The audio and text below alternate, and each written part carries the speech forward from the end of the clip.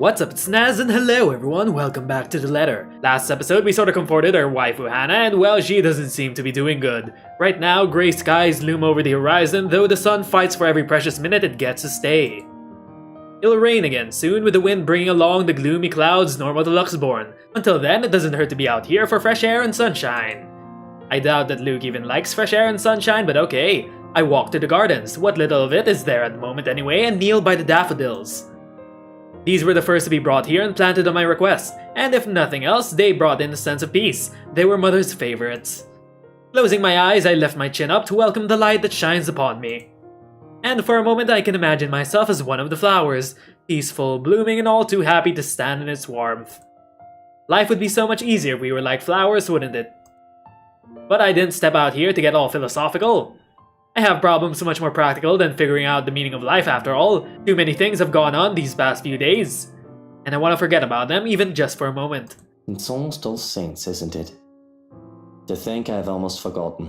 Oh yes, let me guess, there's something about Halloween that's connected to your mother. Did she die on that day? I speak the words absent-mindedly.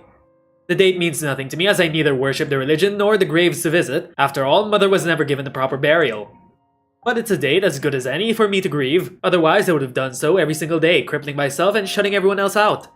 I can remember how the flames licked at her flesh and how it consumed her body until there was nothing left but ash. I stood there watching with the operator and the social service worker, though I could have been alone for all I cared. I felt alone. It was the most that could have been done. No one else would attend the funeral of a dead prostitute, let alone pay for it. All that is left for her, proof that she lived, is her name written in the ledger of Luxborn Cemetery, a lighter and me. Pulling out the lighter from my jacket, I can't stop myself from flickering it open to stare at the flame and to run my thumb over her name, Eleanor. All in all, it isn't much, but it's something. And it'll be wrong of me to not make something of myself when she has given everything to make sure I can become anything I want to be. Feels like I'm stuck in a nightmare right now. What I would give to have you here by my side, Mother dear. To see you smiling at me. Alive and as beautiful as ever. I'm afraid I'm starting to forget what your face looks like. I've already forgotten the shade of your hair. Eleanor Chandler was a wonderful woman, though not everyone would have agreed. Not everyone had seen past her occupation, past her vices and her illness. All they saw was a poor woman who sold her body to make ends meet, and a bastard's son because of it. They didn't see the mother who worked hard to put food on the table for me, the woman who gave and gave and gave to me while expecting nothing in return. She taught me the merits of hard work, but though I loved her so, I worked hard for myself. I would not be so foolish, so selfless towards people who'd never give back.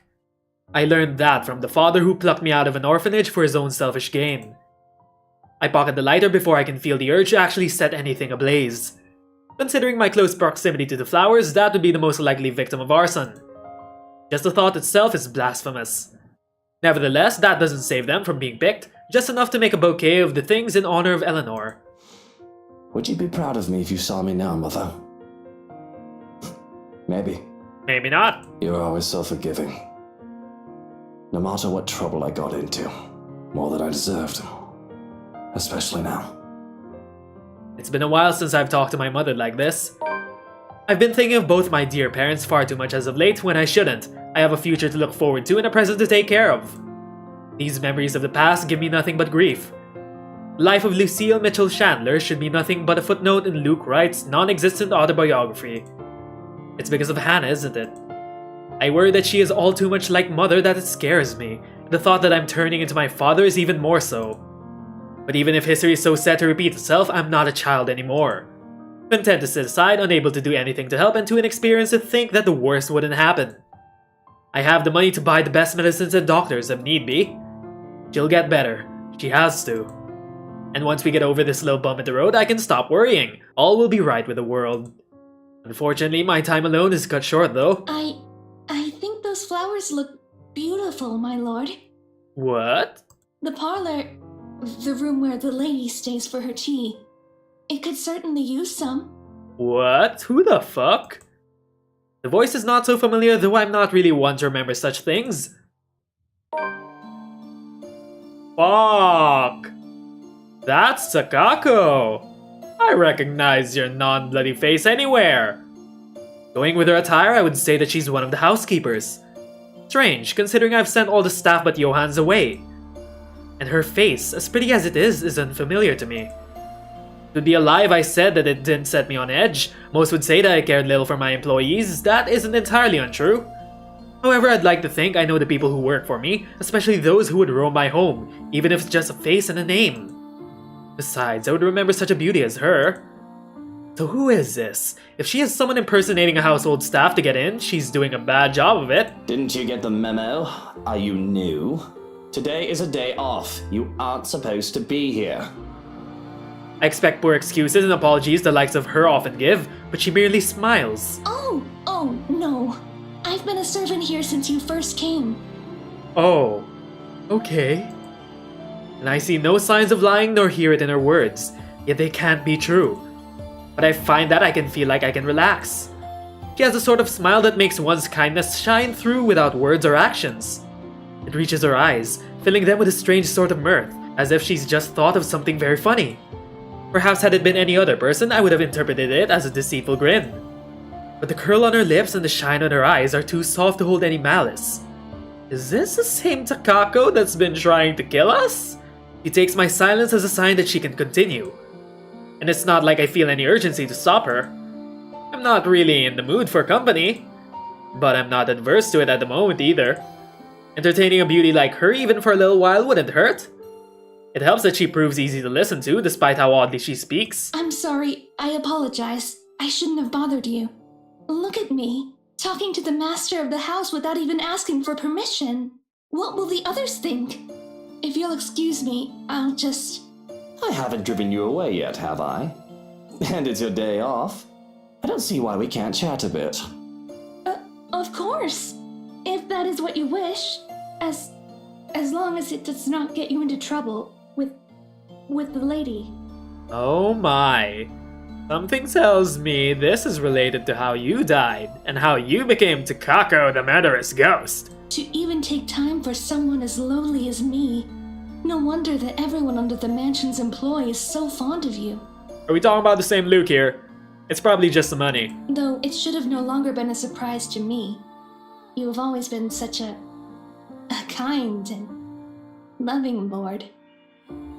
I have to stop myself from calling her out on her shite. It's almost as if she's talking about an entirely different man. No matter how big my ego gets, I know for a fact that I'm hardly in the running for Best Boss of the Year award. The only reason that most of my staff stay is because of the decent compensation. I'm not cheap. But if she wants to lay it on thick, I'll allow it. Who wouldn't want a beautiful woman complimenting them? I'm sure she'll be fine with this. We are just talking after all. Unless you had other things on your mind when you approached me. The words leave my mouth before I even realize what I've said.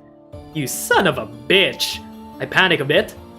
Though I can get away from picking women out in the city, sometimes even out of the county, I've always taken care not to do so in my own home or in my own business. Not when it'll be easy for Hannah to find out about my infidelity through these channels. Yeah, okay. That whole Rochelle's baby isn't mine isn't holding up anymore, you fuck. Though seriously, I still don't see what the big deal about it is. I just have an itch I need to scratch. I know it must be amusing to see a girl flustered for a man of your stature. But please don't say such things, my lord. I saw you alone and simply thought you could use some company. Thankfully, and I do count my lucky stars, it seems the woman takes it as a joke rather than the casual pass it was intended to be. So how are you liking your work around the mansion? The place is wonderful, but I imagine the upkeep is ungodly with all the rooms and whatnot. I don't even want to think about how many people are on the staff roster. Work is work, my lord. It is a way of living. A purpose from day to day. It is certainly far better than doing nothing or having no food to eat. The house itself is also beautiful. There's no lack of things to look at. I'm sure you've seen those books in the study. I can't read any of them yet, but if given the chance, I'm sorry. I shouldn't be thinking of those things. Especially when the rains, they might bring more work to us soon. It will definitely be much more difficult when it returns. Idling about is the least I should be doing. I guess you can put it that way if you want to be brutally honest about the whole thing. And the rain shouldn't be a problem. Hopefully. Maybe. Maybe. If a little dreary, at least she doesn't beat around the bush. I like the honesty. Many would bemoan their status as household help, as a janitor or other menial role and believe themselves to be for greater things. I would not begrudge the idea that one can always get better. But one shouldn't be so discontent with what they have either. The rain is something I simply must get accustomed to if I am to live here. I've not spent long in this place after all, but I have been told that it has rained in this nation since a mother's time and their mother's time. There is little we can do about it. I am just glad to have time in the sun, even for a short while. Isn't that the truth? Really, these sunny days have been welcome, though I can't imagine they'll last for long. Sometimes I just want to pack my things and leave for somewhere like, say, the Bahamas or whatnot. Get some sun and surf. But certainly, you will return for us, won't you? This is your home, after all. Your people. They won't be pleased if the master of the house leaves.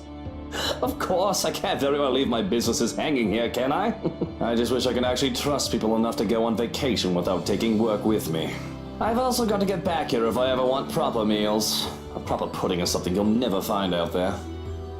The woman nods in understanding, and I must say that she makes for a fine listening ear. Though what she says next gives me pause, whether she meant for me to hear it or not. And good tea.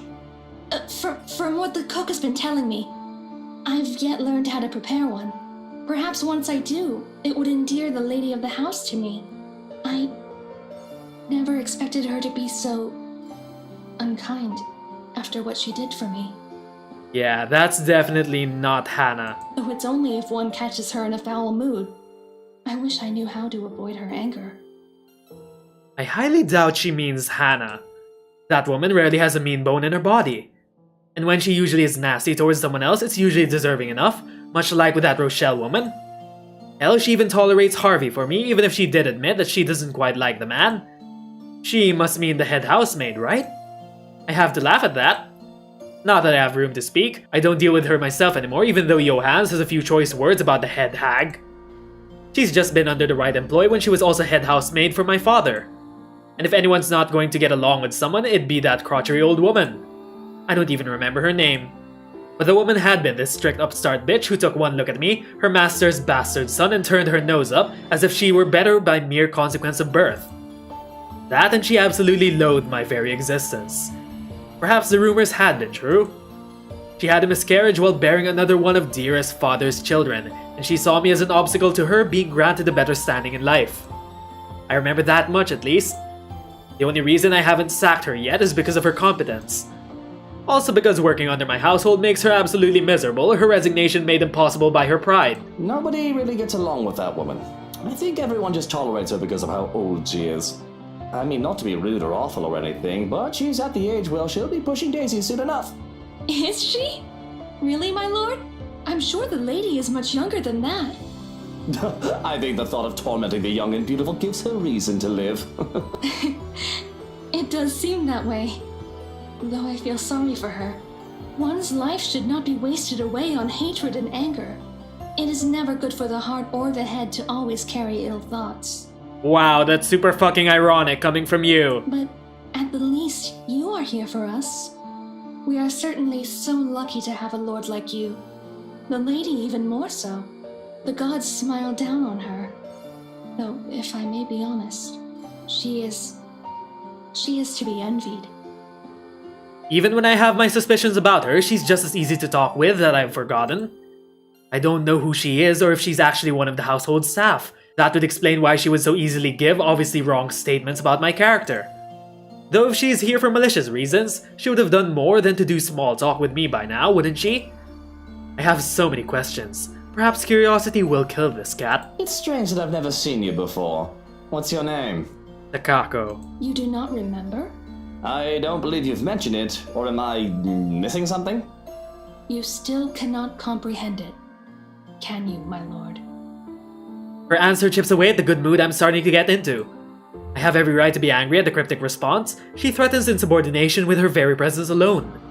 But instead of hurling vitriol at the woman, I take a deep breath. I don't want my mood ruined further than it already is. Not right now when I can let my temper take its course another time. Whatever your name is, and no matter how long you've been working for us, that does not change the fact that you shouldn't be here.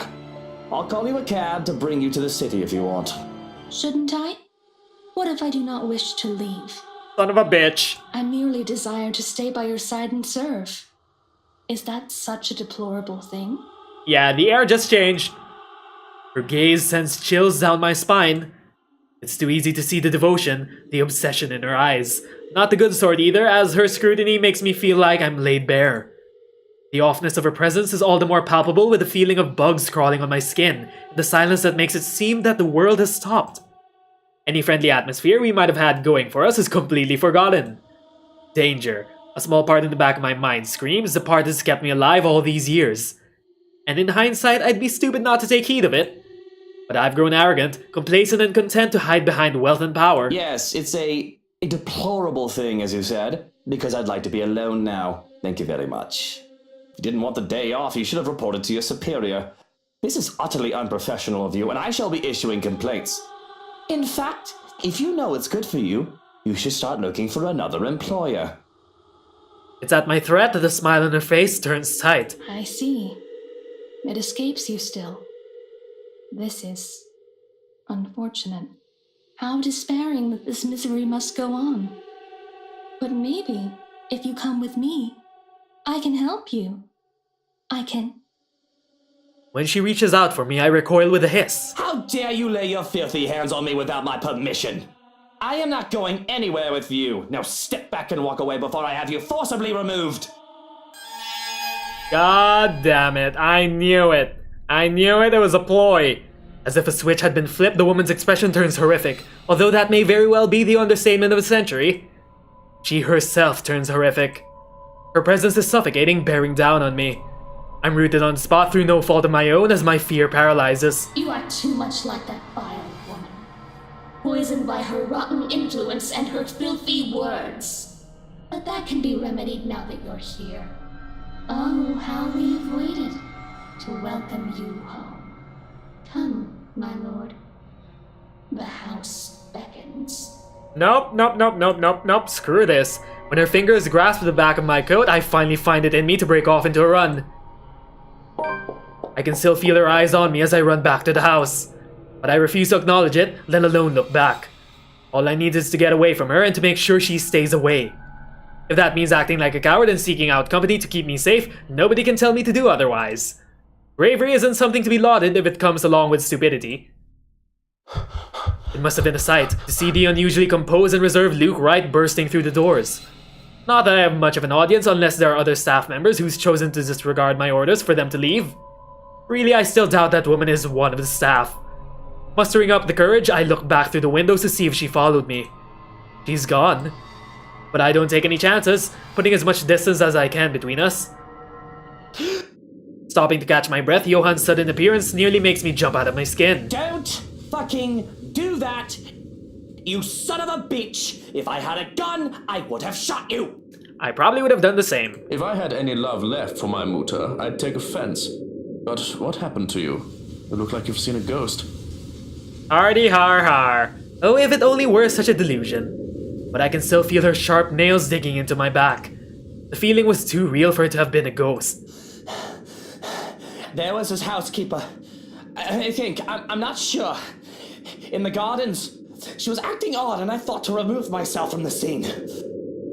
Strange, I made sure the rest of the staff had left and that the house was empty as you requested. Describe this woman, Fräulein. She had pale skin, dark eyes, and long dark hair. She wouldn't give me her name. I half expect a name from him. The man knows the staff better than I do, after all. But instead of an answer, he grows quiet. I'm pretty sure that is not a good thing. I'm even more worried when the other man looks me over. I have to protest when he pulls back my collar. What in the bloody hell are you doing? Checking for marks. Needle marks to be exact. We don't have anyone like that among the staff. You could have easily been kidnapped. A cold feeling settles itself over me at the thought. I've long established my power over the more unsavory characters in Luxborn. Or I thought I did. And the most harm I thought that could come to me would be slander, robbery, or incarceration. Kidnapping? An attempt on my own person? I've forgotten that I'm human, as mortal as any other man despite my wealth and status. Fortunately, you look unharmed.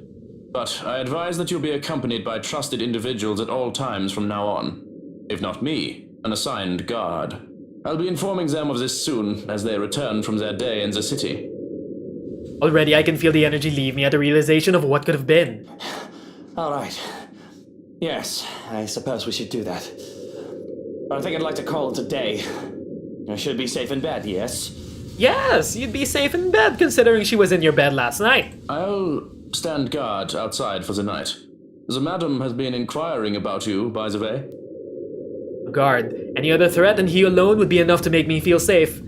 But what I saw, whatever it is I saw, would one man be enough? That's all well and good. But there's something else. That housekeeper. She. Luke, you're home. I was worried about you. The grin that I can muster is probably lopsided. Forced as I snap my mouth shut to keep myself blabbing about witches and monsters. Because here I am standing in the hallway, dirt on my pant legs and sweat dotting my forehead. A far cry from the usually pristine condition. I don't want to worry, Hannah. A cough. What happened to you? You look like you wrestled in the mud and moss, dear. And those flowers. Were you gardening? What? Oh, these. I didn't realize I still had them. I really did not. But there they are, still in my grip. The daffodils I had taken from the garden. Even in the wake of my flight, I had refused to let go of them, whether I was conscious of it or not. Shall I put them in a vase? Give them to Hannah, throw them away. Give them to Hannah, throw them away? Oh no, something tells me this is gonna be a serious choice that might lead to something fucked up later on. Okay.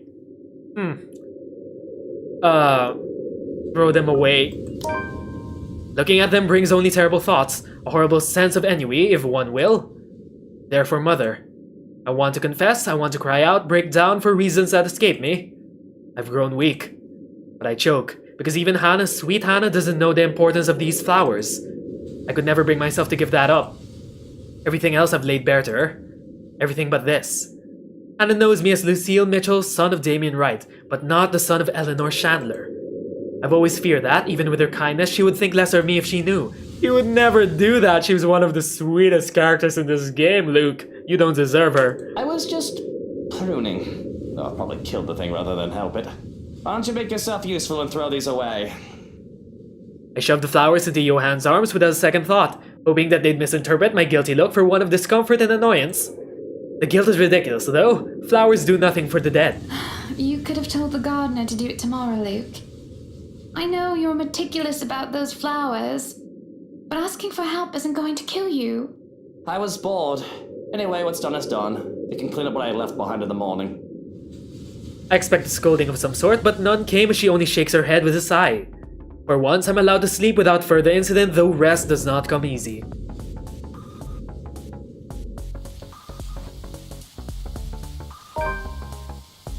Holy shit, we're finally learning more about Takako. And it turns out it was the old slave of the lady of the house. How interesting, and also how ironic. Shall we see more of her before we get back to present time, where Ash is already dead? I would love to get back to that present time. But until then, my name is Nez and thanks for watching. See you all next time. Bye everyone!